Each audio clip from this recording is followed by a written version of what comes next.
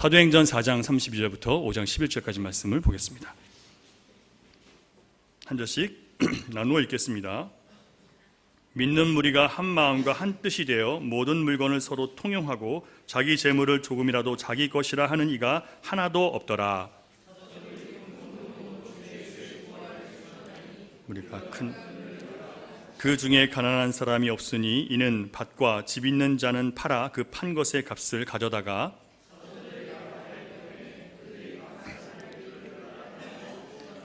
구브로에서 난 레위족 사람이 있으니 이 이름은 요셉이라. 사도들이 이를 걸어 바나바라, 번역하면 위로의 아들이라 하니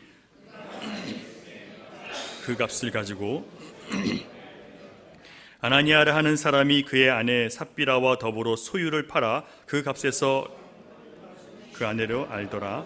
얼마만 가져다가 사도들의 베드로가 이르되 아나니아야, 어찌하여 사탄이 네 마음에 가득하여 내가 성령을 속이고 땅값 얼마를 감추었느냐? 땅이 그대로 있을 때에는 네 땅이 아니며 판 후에도 네 마음대로 할 수가 없더냐? 어찌하여 이 일을 네 마음에 두었느냐? 사람에게 거짓말을 한 것이 아니요 하나님께로다. 아나니아가 이 말을 듣고 엎드러져 혼이 떠나니 이 일을 듣는 사람이 다 크게 두려워하더라.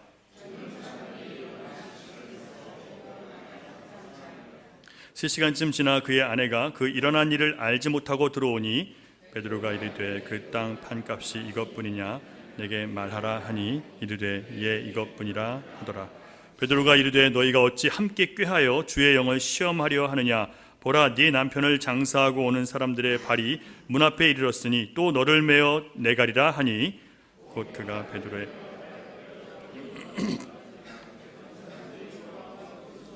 메어다가 그의 남편 곁에 장사하니. 같이 있습니다. 온 교회와 이 일을 듣는 사람들이 다 크게 두려워하느니라. 아멘. 아르헨티나에 많은 교회들이 있습니다. 여러분이 다니는 열린 시온 교회가 그 중에 살아있는 교회가 되기를 바라십니까? 여러분들이 많은 교회들에 대해서 비판하고 또 이렇게 여러 가지 판단하고 정죄했던 그런 교회 중에 하나가 되지 않기를 여러분 원하시죠? 그렇다면 여러분이 먼저 육에 대해 죽고 영에 대해 살아나셔야 됩니다. 살아있는 교회는요, 영이 죽은 자들이 세울 수 없어요. 영이 살아난 자들이 있어야 교회가 살아납니다. 그래서 먼저 저와 여러분이 살아나야 돼요. 여러분 거듭나셨습니까? 거듭남은 다시 태어난다는 뜻이에요. 다시 태어난다는 개념을 모르면서 나는 기독교인이라고 얘기하시면 사실 여러분 안 되시는 거예요. 이것은 예수님의 말씀입니다. 요한복음 3장 3절을 보면 보세요. 예수님은 가장 종교적이고 도덕적으로 깨끗했던 니고데모에게 이렇게 말씀하세요. 같이 있습니다. 다시 태어남이 없이는, 제가 읽어드릴게요. 다시 태어남이 없이는 누구도 하나님의 나라를 볼 수 없다. 다시 말씀드릴게요. 다시 태어남이 없이는 누구도 하나님의 나라를 볼 수 없다. 천국 간다 못 간다? 못 간다는 거예요. 뭐가 없으면, 다시 태어나는 것이 없으면 천국 못 가는 거예요. 여러분 교회 왜 나오세요? 우리가 예수 그리스도의 피로 씻김받아 구원받아서 영원한 생명을 얻기 위해서 그 약속을 받고 우리는 이 교회에 나오는 거예요. 그것이 보장되지 않는다면 여러분 교회 왜 나오시는 겁니까?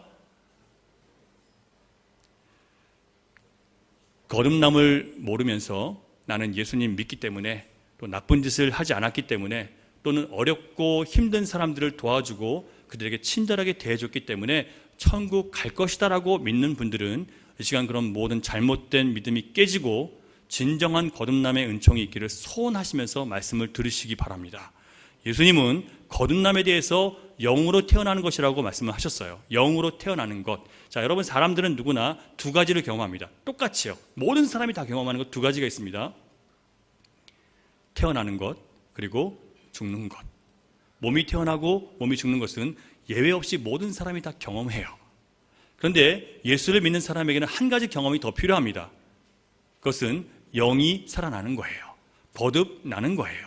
왜 거듭난다고 얘기하냐면 한 번 살아난 사람이 또 한 번 태어나야 되기 때문에 거듭 태어난다는 거예요. 그 거듭 태어남은 육신이 다시 태어나는 게 아니라 뭐가 태어나요? 우리 안에 영이, 죽었던 영이 살아나는 거예요. 일어나는 거예요. 깨어나는 거예요.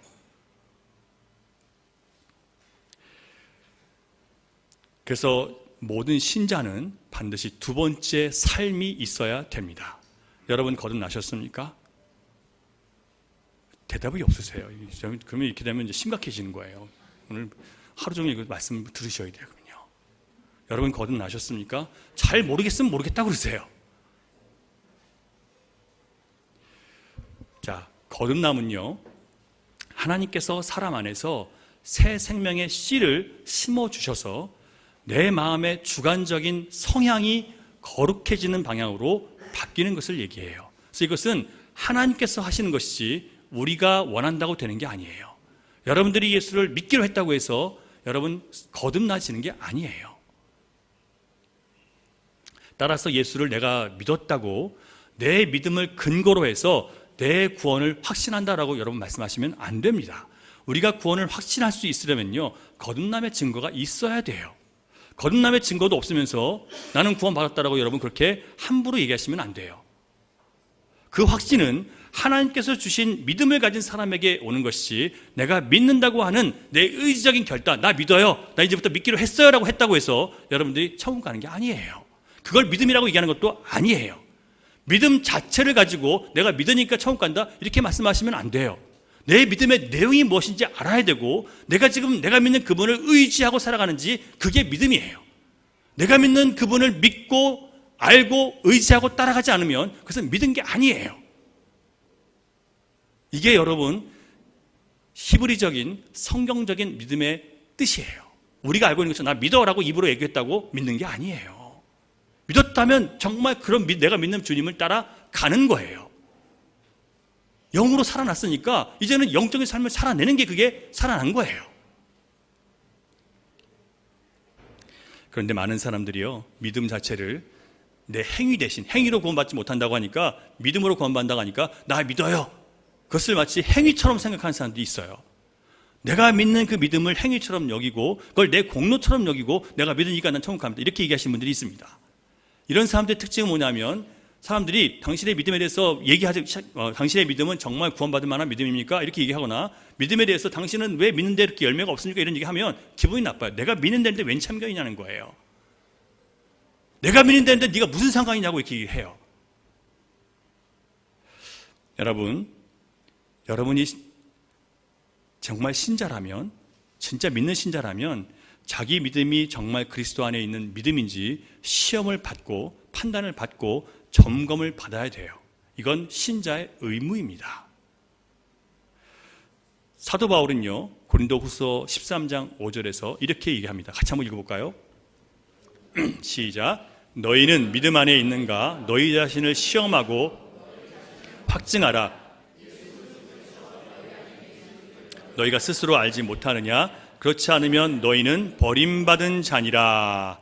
여러분, 믿었으면요, 여러분이 믿음 안에 있는가 시험을 하시라는 거예요.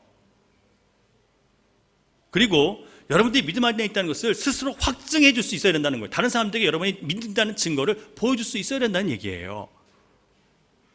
그렇지 않으면 뭐라고요? 나도 스스로 내 안에 예수님이 계신지도 모르고 내 영적으로 사는 그 아무런 열매도 없는다면 나는 버림받은 자라는 뜻이에요. 성경이 얘기하는 것을 여러분 믿으셔야 돼요. 여러분 듣기 좋은 몇 마디 설교 갖고 예수 믿는다고 하면 무조건 천국 가, 이런 얘기 가지고 여러분 말씀하시면 안 돼요. 제가 말씀드리겠지만, 여러분 웨스터민스터 우리 개혁교회가 가지고 있는 교리를 보면요, 그게 얼마나 잘못된 믿음인지 정말 잘 나와 있어요.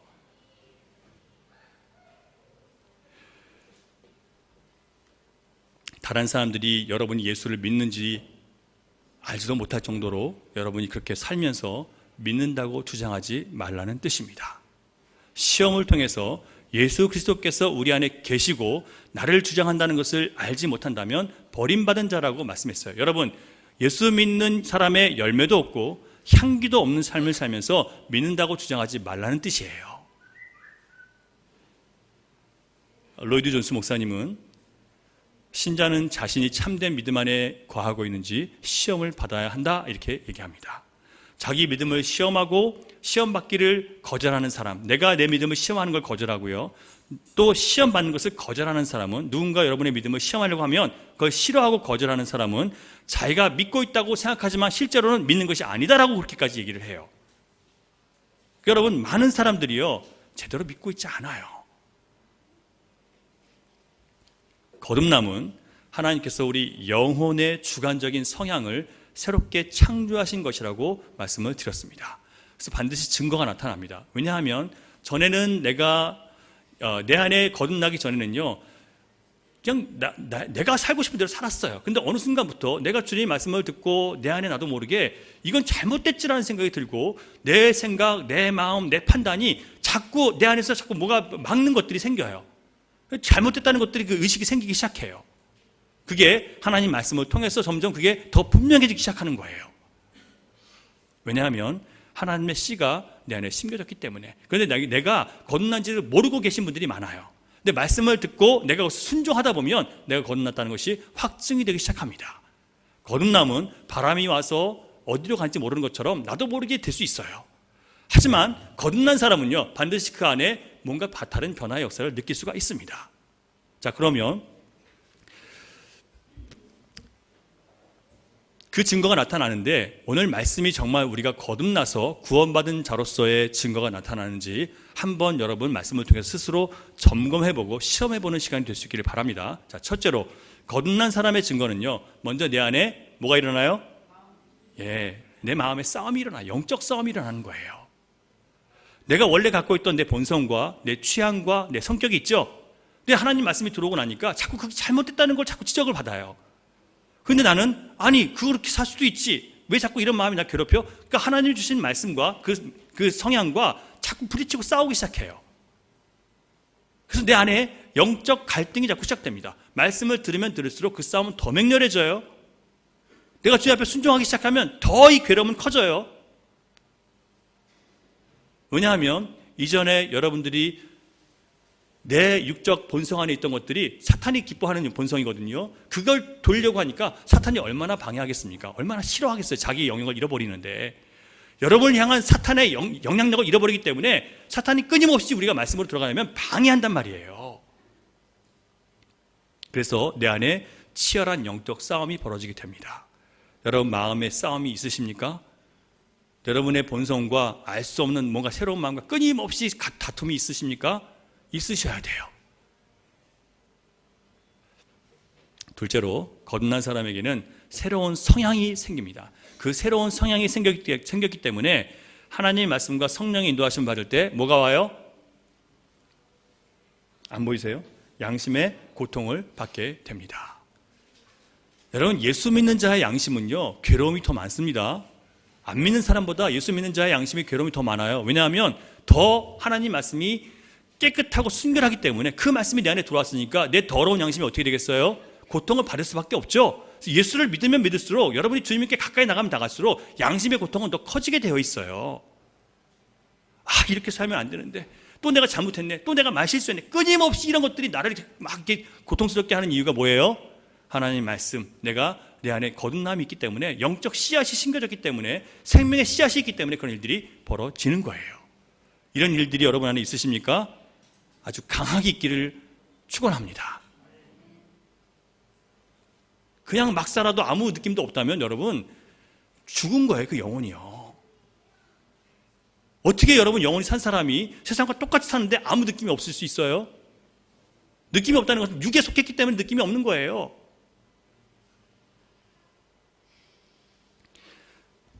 자, 그렇다면 거듭난 사람으로 하여금 이런 영적 싸움이 벌어지게 만들고 양심의 고통을 받게 하는 그 새로운 성향은 어떤 모습인가?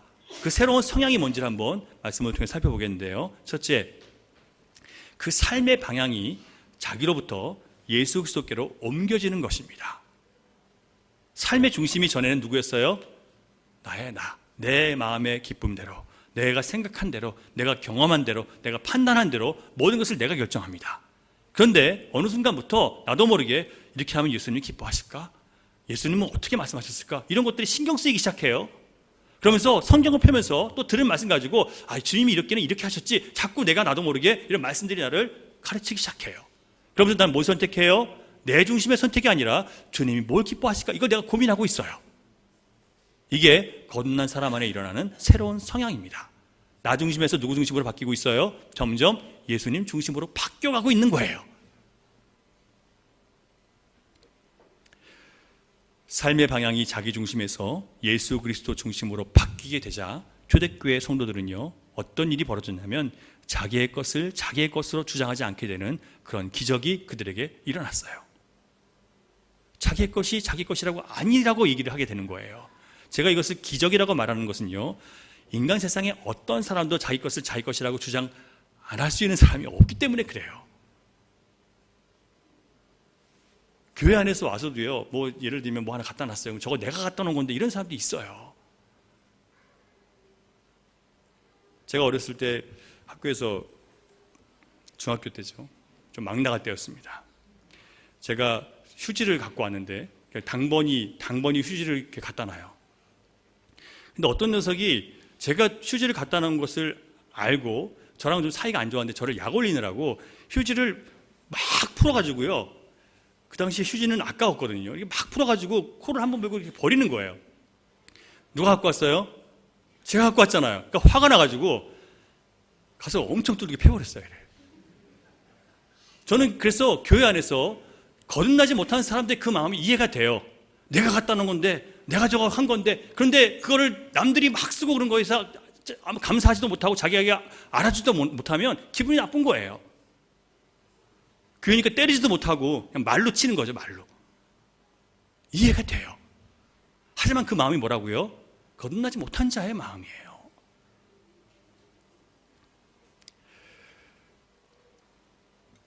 자, 그러면 세상에는 없는 자기 것을 자기 것으로 주장하지 않는 역사가 성경에는 나온다는 것을 우리가 오늘 본문에서 봤습니다. 다시 한번 살펴볼게요. 32절부터 4장 32절부터 35절까지 말씀을 보겠습니다. 4장 32절 시작. 믿는 무리가 한 마음과 한 뜻이 되어 모든 물건을 서로 통용하고 자기 재물을 조금이라도 자기 것이라 하는 이가 하나도 없더라. 사도들이 큰 권능으로 주 예수의 부활을 증언하니 무리가 큰 은혜를 받아 그 중에 가난한 사람이 없으니 이는 밭과 집 있는 자는 팔아 그 판 것의 값을 가져다가 사도들의 발 앞에 두매 그들이 각 사람의 필요를 따라 나누어 줌이라. 자, 여러분, 이런 일은요 오직 성령의 역사이지 인간의 의지로 되는 게 아니에요. 여러분, 인간의 의지와 열어서부터 막 교육시키고 주입시키면 이렇게 될 수 있을까요? 안 돼요. 인간의 노력으로 그런 사회를 만들고자 했던 것이 바로 공산주의, 사회주의예요. 모두가 함께 생산하고 공평하게 나눔으로 어떤 한 정부가 그것을 담당해서 누구도 욕심부리지 못하고 누구도 착취받지 못하게 하겠다는 게 공산주의를 꿈꾸었던 마르크스가 만든 거예요. 이 마르크스는요, 사도행전에 나온 이 초대교회의 모습을 가지고 그걸 꿈꾼 거예요. 그런데 그런 사회를 인간이 만들고자 했을 때 그것은 또 다른 권력이 되고 또 다른 폭력이 되고 자유를 억압하게 되어 버렸습니다. 이런 세상은요, 사람들이 절대로 만들 수 없어요. 모두가 공평한 세상을 사람들이 만들 수 있을까요? 절대 안 돼요, 여러분. 그렇게 하려면 누군가 부자의 것을 빼앗아서 가난한 사람에게 억지로 나눠줘야 되죠. 이건 전체주의예요. 이거는 자유가 아니에요. 성령님은요, 지금 어떻게 하세요? 억지로 뺏으셨나요? 어떻게 하세요? 거듭난 자들에게 주어진 새로운 성향이 생기니까, 말씀을 듣고 은혜 받으니까 그게 저절로 되는 거예요. 저도 개척한 지 처음 개척했을 때, 열린 우리 교회를 처음 개척했을 때 초반에 이런 역사들이 있었어요. 저희가 여기 원래 주차장이었잖아요. 주차장, 세차장이었기 때문에 아무것도 없었어요. 사람들이 집에서 그릇 갖고 오고 막 다, 그래서 밥도 해 먹고 다 했어요. 없는 게 없었어요. 다 자기들이 우리가 필요하다는 걸 보면 가게를 갖고 와요. 다 채워서 살았어요. 초대교회 같은 모습이 있었습니다. 오래 가지는 않더라고요.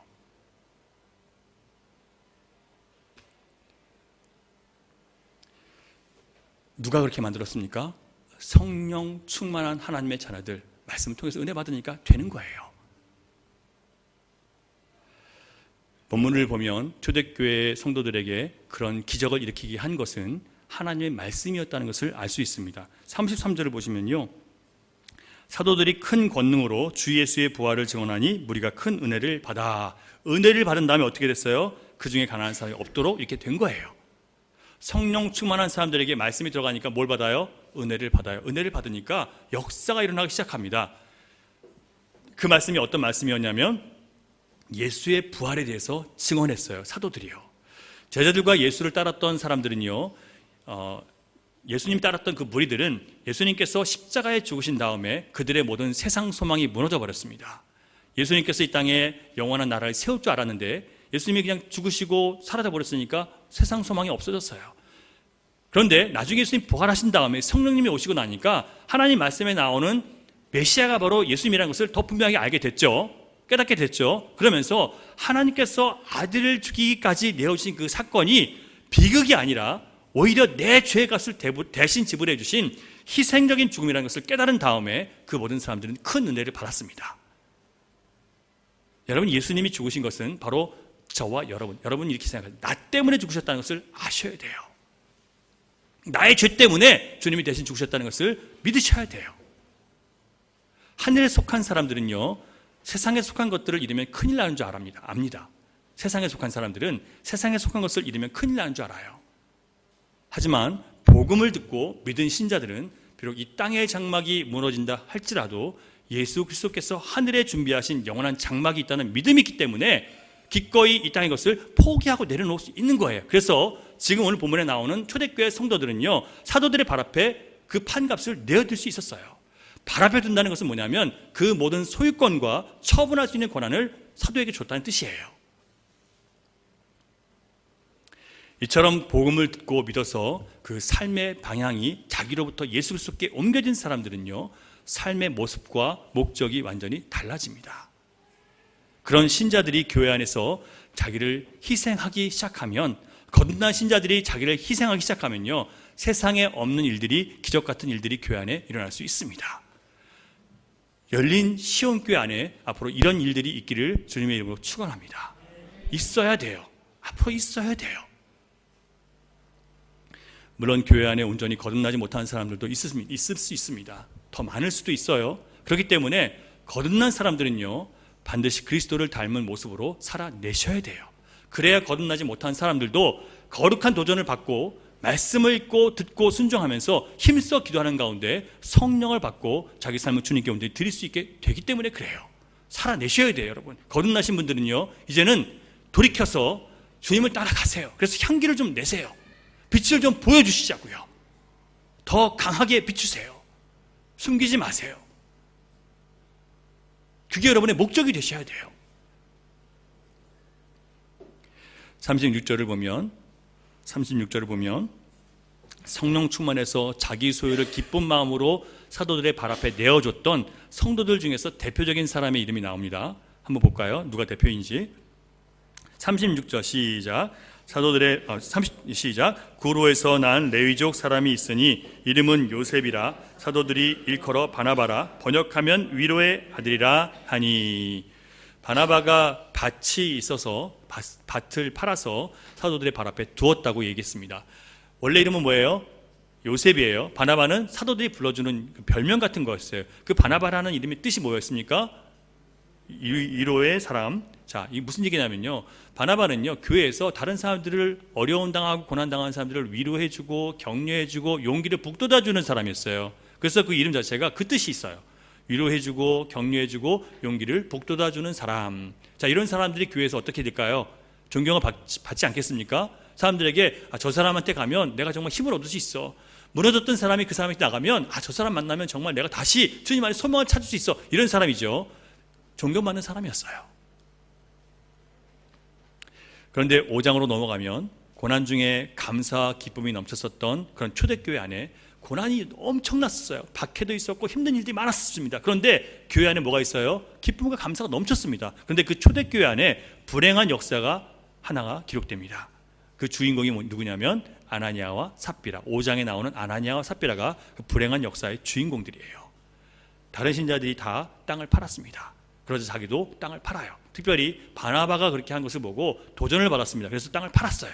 근데 문제는 남편이 그 값을 감추고 남은 것을 베드로 발 앞에 둔 거예요. 아내 삽비라도 남편이 감추는 것을 보고 알았지만 못 본 채 했어요. 공범이죠. 하지만 성령께서 베드로에게 아나니아가 너를 속이고 있다는 것을 알게 하십니다. 그로 인해서 책망을 받은 아나니아가 그 자리에서 죽어요. 그리고 나서 그의 아내 삽비라가 베드로 앞에 나왔는데 베드로가 묻습니다. 기회를 주는 거예요. 땅을 판 값이 이것뿐이요? 삽비라가 뭐라고 대답해요? 네, 그것뿐입니다. 만약에 그 질문을 듣고 마음에 뉘우침이 있어서, 양심의 가책이 있어서 사실은 제가 숨겼습니다라고 얘기했다면 이 여인이 살았을까요? 죽었을까요? 살았죠. 알면서도 거짓말을 했습니다. 베드로는 어찌하여 너희가 함께 꾀하여 주의 영을 시험하느냐 책망했고, 삽비라 역시 베드로 앞에서 혼이 떠나 죽고 말았습니다. 불행한 사건이죠. 시험했다는 것은요, 도전했다는 뜻을 갖고 있습니다.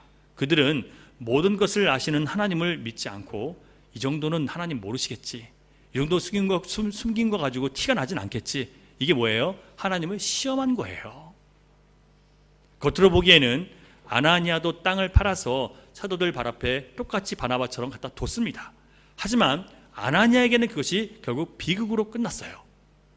그렇다면 왜 아나니아는, 그리고 삽비라는 땅값의 얼마를 감춰뒀을까요? 왜 빼돌렸을까요?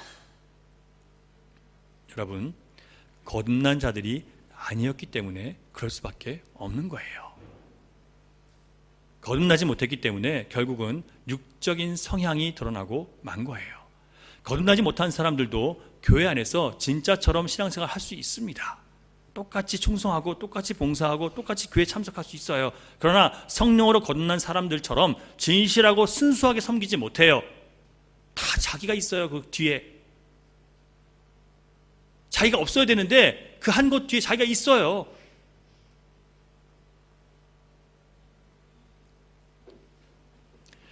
아나니아와 삽비라가 거듭나지 못했다는 것을 어떻게 확인할 수 있는지 말씀을 드리겠습니다. 그들에게 나타난 육적인 성향이 무엇인지 한번 찾아보겠습니다. 첫째로, 아나니아에게는요, 사람들에게 인정받고 존경받고 싶은 야망이 있었습니다. 아나니아에게는요, 사람들에게 인정받고 존경받고 싶은 야망이 있었어요. 자, 바나바가, 아까 먼저 말씀드린 바나바는 땅값을 팔아서 전부 내어드렸습니다. 그는 원래부터 사람들의 칭찬과 존경을 받는 그런 인물이었어요. 근데 거기에 더해서 자기의 땅을 팔아가지고 다 갖다 바치니까 사람들이 뭐라고 생각했어요? 역시 저 사람은 다르구나, 이렇게 얘기하는 거예요. 아나니아와 삽비라도 당시에 어느 정도 인정받는 그런 부부였습니다. 교회 안에서 충성해서 헌신해서 인정받는 사람들이었어요. 그런데 바나바가 가진 소유를 전부 팔아서 사도들에게 내어주고 점점 더 칭찬을 받는 모습을 보니까 아나니아는 이에 질세라 땅을 팔아서 사도들의 발 앞에 갖다 뒀어요. 그런데 이 두 사람의 결정적인 차이는 뭐예요? 바나바는 성령 충만해서 헌신한 것이고, 아나니아는 시기심에 사로잡혀서 다 자기도 인정받고 싶기 때문에 그런 야망을 갖고 헌신한 거예요. 주님은 우리의 마음을 보세요. 어떤 마음으로 드리는지를 주님은 그걸 보시는 거예요. 둘째로, 아나니아와 삽비라에게서 나타나는 육적인 성향은 재물을 섬기는 마음이 여전히 더 컸습니다. 물질을 섬기는 마음을 놓지 못했어요. 육적인 성향입니다. 여러분, 하나님께서 거듭나게 해주신 그런 사람들은요, 그 성향 안에서 내가 돈을 쫓아가다 보면요, 내 마음에 괴로움이 있어요. 이렇게 살면 안 된다는 마음이 있어요. 재물을 쫓을 수가 없어요. 그게 불안과 두려움으로 찾아오고 고통으로 찾아오게 돼 있어요. 여러분, 거듭나셨다면요.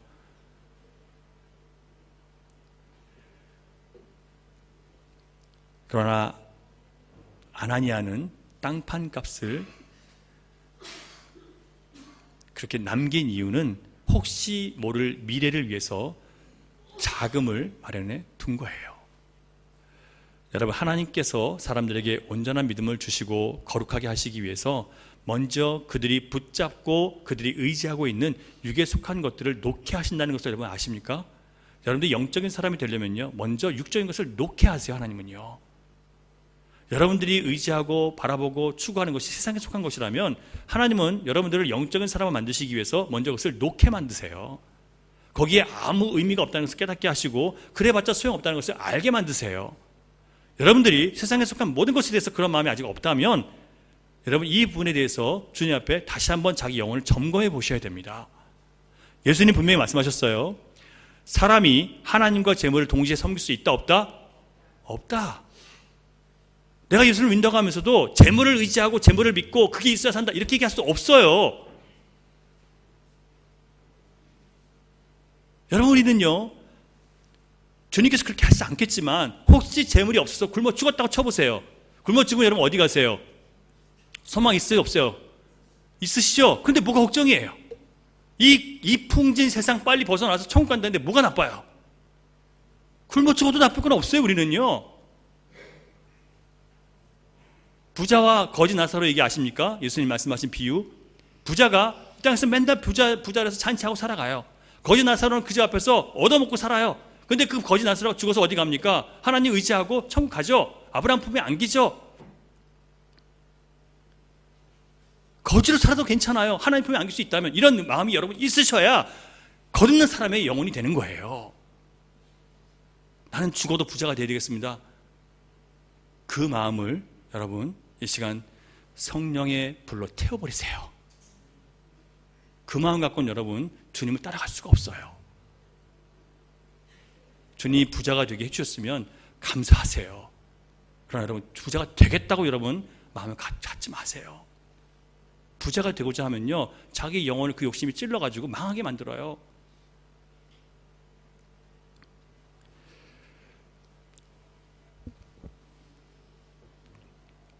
아나니아와 삽비라는 죽은 자를 살리시는 그리스도의 복음을 전해드렸지만 그 복음이 그들의 마음과 생각을 바꾸도록 자기를 복종시키는 시간을 가졌을까요? 안 가졌을까요? 말씀은 들었어요. 그렇죠? 이렇게 살면 안 되지. 알아요. 하지만 그 말씀으로 나를, 내 자아를, 내 육을 복종시키는 시간을 가졌어요? 안 가졌어요? 안 가졌어요. 기도를 안 하는 거예요. 그게 바로 기도예요. 진심 어린 기도는요 내가 필요한 것들을 구하는 게 아니에요. 내 안에 있는 육적 본성을 성령 안에서 부수기 위한 자기와의 싸움의 기도가 돼야 되는 거예요. 그러니까 할 기도가 없죠. 맨날 자기랑 안 싸우고 맨날 필요한 것만 구하다 보니까 기도가 별로 할 게 없는 거예요. 자기와 싸우는 사람은 기도할 게 너무 많은 거예요.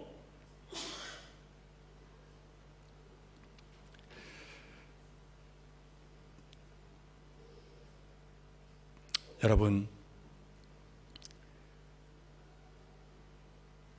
아나니아와 삽비라의 순종은 은혜 받은 자가 자원해서 드리는 복음적인 순종이 아니라 행위로 인정받으려고 했던 율법적인 순종이에요. 자기가 드리는 이 행위를 지금 믿고 하나님 이 정도면 인정해 주셔야 됩니다. 이게 바로 율법적인 순종이에요. 이것으로는 여러분 구원받지 못합니다. 하나님은 그걸 의라고 인정해 주지 않으세요. 여러분 욕심이 얼마나 무서운지를 생각해 보시기 바랍니다. 욕심은요 하나님의 성령을 속일 수 있다고 그렇게 우리를 속여요. 우리가 하나님의 성령을 속일 수 있다고 우리를 속이는 게 욕심이에요. 지금 아나니아와 삽비라는요 하나님을 속일 수 있다고 생각한 거예요. 그게 가능합니까 여러분? 근데 뭐가 그렇게 만들었어요? 욕심이 그 사람을 그렇게 만든 거예요. 이 두 사람을. 이 정도는 하나님 모르실 거야. 지금 누가 누구에게 속고 있는 거예요? 자기가 자기를 속이고 있는 거예요. 자기가 속고 있는 거예요. 지금 자기 욕심한테. 얼마나 많은 사람들이 자기 욕심에 속고 있는 줄 여러분 아세요? 신자라고 하면서도. 이처럼 육에 속한 아나니아는 자기 욕망이 원하는 대로, 몸이 원하는 대로, 마음이 원하는 대로 자기 감정이 원하는 것을 따라가다가 결국 죽고 말았습니다. 반면에 거듭난 사람들은요 새로운 욕망이 마음에 생겨요. 전에 나를 원해서 나를 위해 살던 그런 욕망이 아니라 이제 거듭난 사람에게는 새로운 욕망이 생깁니다. 자, 거듭난 자에게 나타나는 새로운 성향 두 번째가 뭐냐면요 오직 누구의 이름을 높여요? 예수 그리스도의 이름을 높이기 위해서 순수하게 순종하고 싶은 마음이 생겨요. 내가 이걸 해서 교회에서 이런 일을 하고 저런 일을 해서 내가 좀 사람들이 알아주길 바라는 그런 마음이 아니고요 내가 이걸 하면 주님이 기뻐하시니까 내가 하는 거예요. 마음이 바뀌었죠. 순수하게 순종해요. 전에는 조건이 있었어요. 이거 하면 하나님 복 주시고 잘 되게 할 것이고 자녀들이 잘 되고 이런 것들이 너무 많았는데요 이제는 주님이 기쁘시다면 나는 언제든지 날 드리겠습니다. 이런 마음이 생겼어요. 이게 내 마음에 새로운 성향이 생긴 거예요. 그게 뭐예요? 예수 그리스도의 이름을 높이기 위해서 순수하게 순종하고 싶은 마음이 나도 모르게 생겨요. 거듭난 사람은 육신의 감정과 욕심을 십자가에 못 박고 오직 살든지 죽든지 내 몸에서 그리스도가 존귀하게 되기를 바라는 전혀 다른 욕망이 내 안에 생기는 거예요. 여러분 이런 욕망이 있으시기를 바라요. 그런 욕망이 없다면 오늘 이런 욕망이 나에게 있게 해달라고 기도하시기 시작하셔야 돼요. 이제부터요. 주님을 높이기 위한, 내 몸으로 주님을 높이기 위한 그런 삶을 내가 살기를 원합니다. 오직 내 몸에서 그리스도만 존귀하게 되기를 원합니다. 내가 높아지지 않고 주님만 높여지기를 원합니다. 이런 거룩한 소원이 여러분이 있으시기를 축원합니다. 있으셔야 돼요. 거듭나지 않은 사람은 절대로 이런 마음을 가질 수가 없어요. 이해를 할 수 없어요. 아니, 내가 예수를 믿는 건 내가 잘 되려고 믿는지 무슨 소리 하는 거야? 이렇게밖에 안 나와요, 답이요. 절대로 이걸 이해를 못해요. 내가 내 자식 잘 되고 내가 잘 되려고, 지금 내가 건강하려고 부자 되려고 예수 믿는 건데 무슨 말이야? 이렇게밖에 안 된단 말이에요. 그건 여러분 세상 종교지 기독교가 아니에요. 만약 거듭나지 못한 사람이 거듭난 사람처럼 자꾸 따라가려고 하면, 그렇게 행동을 하려고 하면, 그렇게 충성하려고 하면 아나니아처럼 위선적인 선행을 행할 수밖에 없어요. 똑같은 헌신처럼 보이지만 동기가 다르기 때문에 하면 할수록 점점 내가 힘들어져요. 내가 지쳐버려요. 번아웃 돼요. 주님 따라가 너무 힘들어, 나 못하겠어, 이렇게밖에 안 돼요. 제가 요 부분 얘기할 때마다 자꾸 제가 회개가 나와가지고, 제가 어젯밤에 설교 준비하다가 너무 힘들어 그러면서 제가 12시 반 1시까지 거기 설교 준비하다가 너무 힘들어 설교 준비하다가 제가 이랬거든요. 그럼 되겠습니까? 안 되겠습니까? 안 되죠. 이 주님께서 저에게 주신 사명이고 소명인데 기쁨으로 해야 되는데 그 생각이 딱 든 거예요. 그래서 저거 또 회개했어요. 이 말씀이 또 제가 보면서 하면서 저 회개가 나오잖아요. 왜 그래요, 여러분? 하나님께서 주신 말씀은 계속 우리 안에서 양심을 움직여서 회개케 만드시는 거예요. 아나니아와 삽비라는 예수를 믿는다고 하면서 해결하지 못한 욕심이 남아 있었죠. 여러분, 해결되지 못한 욕심이 얼마나 무서운지 아십니까? 바나바의 헌신을 보고 뭘 일으켜요? 질투와 시기심을 일으켰습니다. 그래서 한낮 연기처럼 사라질 세상 인기, 세상 영광을 위해서 거짓된 헌신을 하게 만들었어요. 거짓된 헌신을 하고 나서 또 뭐해요? 그거를 거짓말로, 그 위선을 덮기 위해서 거짓말을 하는 거예요. 여러분, 욕심이 잉태하여 죄를 낳고 죄가 장성하여 사망을 낳습니다. 해결되지 못한 욕심은 반드시 우리를 넘어지게 할 때가 옵니다. 그러므로 여러분, 이 시간 여러분의 삶의 방향이 나의 소원 성취를 위해서가 아니라 오직 하나님을 기쁘시게 하고 내 몸에서 그리스도께서 총깃해 되기 위한 그런 거룩한 소원을, 거룩한 비전을, 거룩한 목적을 새롭게 가지시기를 바랍니다. 주님과 더 가까이 가기 위한 치열한 전쟁을 여러분 해나가시길 바라요.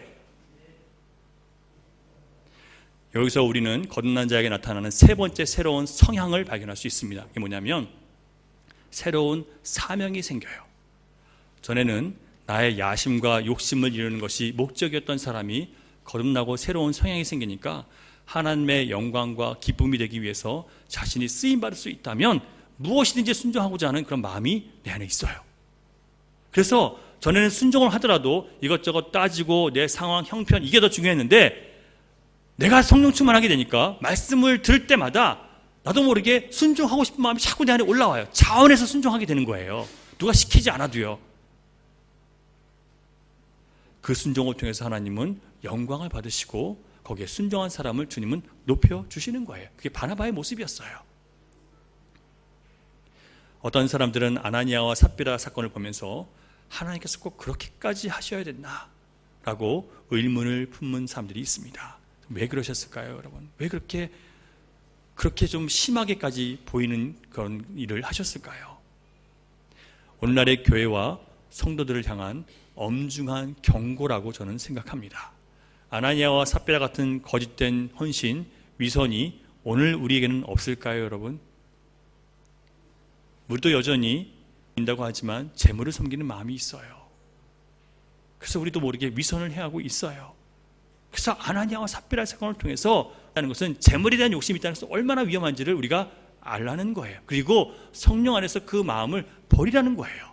절대로 여러분 일하는 게, 돈을 버는 게 일이 여러분 일이지만 그게 목적이 되시지 마세요. 어떻게 이것으로 하나님께 기쁨이 되고 어떻게 나에게 맡겨진 생명들을 잘 살게 할 수 있을까, 그걸 고민하시라고요.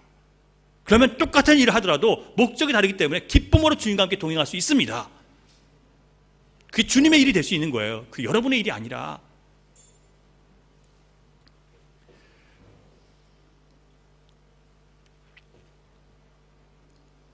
교회를 다니고 예수 그리스도의 말씀을 듣고 배웠으면서도 주님의 길로 돌이키지 않고 세상에 속한 것을 탐하는 신자들이 얼마나 비참하게 그 운명이 끝이 나는지 하나님께서 아나니아와 삽비라 사건을 통해서 우리에게 엄중한 경고를 보내고 계십니다.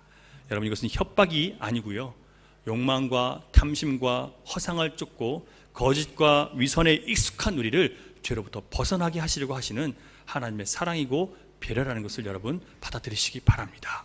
많은 신자들이 사실 아나니아 삽비라 같아요. 많은 사람들이 그래요. 저 역시 다른 목회자들을 질투하면서 나도 저렇게 하면 인정받을 수 있을까라고 잘못된 동기로 헌신했던 적이 있습니다. 저는 새벽기도가 그랬었는데, 큰 교회에 있으면요, 부목사들이 워낙 바쁘니까 새벽기도에 매일 참석을 못해요. 그래서 자기가 설교하는 날만 갈 때가 많아요. 사실 그러면 교인들이 되게 그 부목사를 좀 이렇게 경멸해요. 저 사람 기도도 안 하면서 무슨 목회를 해, 이렇게 얘기해요. 그러니까 그런 얘기를 듣지 않고 싶어서 저는 새벽기도를 안 빠지려고 정말 노력을 많이 했어요. 그래서 한국에는 월요일부터 주일까지 있으니까 일주일 내내 365일 있는 거죠. 그것도 5시예요. 그러니까 여러분, 제가 새벽기도 갈 때는요, 어쩔 때는 3시 30분에 일어나야 돼요. 왜냐하면 저는 4시 반까지 교회 가야 되니까. 왜냐하면 일찍 가 있어야죠, 목사님이. 그죠? 일찍 가서 있어야 되니까 30분 전에 가 있어야 돼요. 그래서 4시 50분에 일어나는 거예요. 제가 한동안은요, 서울에서, 섬기는 교회가 서울에서 제 있던 집까지 거리가 1시간 걸렸어요. 그러니까 새벽에 거기 교회 가려면 그때 2시 반에 일어나가지고 교회를 가는 거예요. 이게 사람이에요, 그게? 새벽 2시 반에 일어나서 교회를 가야 되는 거예요. 이런 생활을 거의 1년을 했어요. 그런데 그러면서도 저는 안 빠지려고 노력을 했어요. 왜냐하면 그런 목사들이 인정을 받고 그런 목사들이 더 영적인 사람으로 보여지기 때문에, 그리고 교회 가서도 어떻게든지 피곤하지만 안 졸려고 애를 써요. 왜냐하면 새벽기도 나와서 조는 목사들을 맨날 욕하거든요, 교인들이. 뭐 새벽기도 앉아가지고 맨 뒤에 앉는데 안 보이려고. 근데 이렇게 자고 있어요, 이렇게 맨날. 뒤로 이렇게 꺾어서 자고 고개 숙이고 자고. 그런 모습을 보면서 교인들이 뭐라고 얘기할까요? 저 새벽기도 나오면 뭐예요, 저기 잠만 자는 거. 저는 그런 취급받지 않으려고요, 정말 그냥 눈을 막 비벼 뜨면서 안 자려고 애를 썼어요. 안 빠지려고 애를 쓰고요. 그런데 여러분, 그렇게 하면 할수록 어떤 일이 벌어지는지 아세요? 은혜와 기쁨으로 하는 게 아니라 좀 억지로 하게 되는 거예요. 저는 복음이 만약 아니었다면 그런 제 행위의 열심과 자기 의라는 교만과, 그래서 그것 결과로 너무나 피곤한 신앙생활을 했던 그 모습에서 절대 벗어나지 못했을 거예요. 그렇다고 해서 여러분 새벽기도를 안 해도 된다는 뜻은 아니니까 또 너무 이렇게 위로를 삼지 마세요. 내가 깨지고 부서져야 다시 세워지기 때문에, 깨지고 부서지기 위해서는 새벽에 자신을 주님 앞에 나아가 드리는 것은 너무나 중요해요. 하면 좋습니다. 새벽기도 오실 거면 더 깨지려고 나오세요. 새벽기도 나오시면 많이 깨져요. 말씀이 너무 많이 깨요, 우리를. 오늘 아나니아와 삽비라 이야기를 통해서 우리는 신자가 반드시 성령 충만해야 되는 이유를 깨닫게 되었습니다. 성령 충만하지 않으면 어떻게 돼요? 우리의 헌신과 봉사와 충성까지도 우리 욕심에 사로잡혀서 위선이 될 수 있다는 것을 여러분 기억하세요. 혹시라도 내가 남보다 하나님 더 많이 배우고 알고 있다고 남들 앞에서 자기 성경 지식을 내세우고 인정받고자 하는 마음이 있다면 아나니아와 삽비라를 보시고 그런 마음을 완전히 버리시기 바랍니다.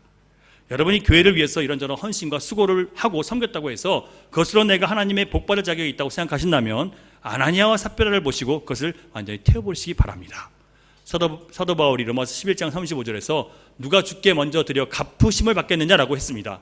그 누구도 내가 하나님께 이것저것 순종했고 드렸으니까 내가 갚아주십시오라고 요구할 수 있는 사람이 있다 없다? 없어요. 그런데 오늘날의 교회는 그런 신앙을 가진 사람들이 너무나 많습니다. 자기가 했다고 생각하니까 이런 요구를 해도 된다고 생각하는 거예요.